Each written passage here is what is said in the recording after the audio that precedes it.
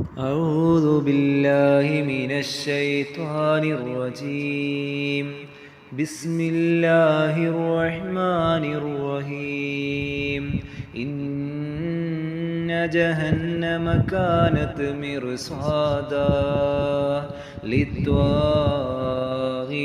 مآبا لابثين فيها أحقابا لا يذوقون فيها بردا ولا شرابا إلا حميما وغساقا جزاء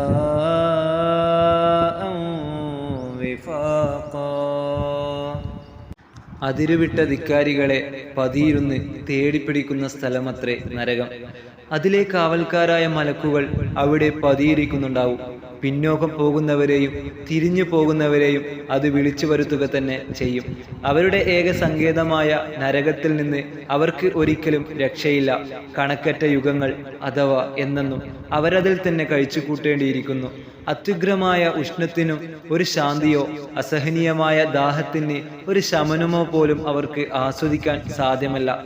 ദാഹത്തിന് ലഭിക്കാനുള്ളത് ഹമീൻ മാത്രമാകുന്നു. അതാകട്ടെ വാഴയും കുടലും വെന്തുരുകി പോകുമാറുള്ള അത്യുഷ്ണ ജലം. തണുപ്പിന് ലഭിക്കുവാനുള്ളത് ഗസ്സാക്കും. അതാണെങ്കിൽ നരകത്തിൽ നിന്ന് കീണ്ടൊഴുകുന്നതും ദുർഗന്ധവും അഴുക്കും നിറഞ്ഞതും. നരകത്തിന്റെ ഉഷ്ണത്തെ വെല്ലുമാറ് തണുപ്പുള്ളതും. അള്ളാഹു നമ്മെ കാക്കുമാറാകട്ടെ.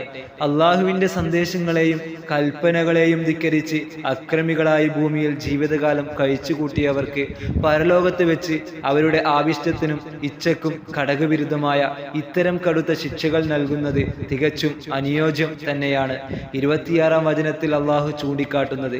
ഇതിനെല്ലാം ഇടയാക്കിയ അവരുടെ ചെയ്തികൾ എന്താണെന്ന് അള്ളാഹു എടുത്തു കാട്ടുന്നു.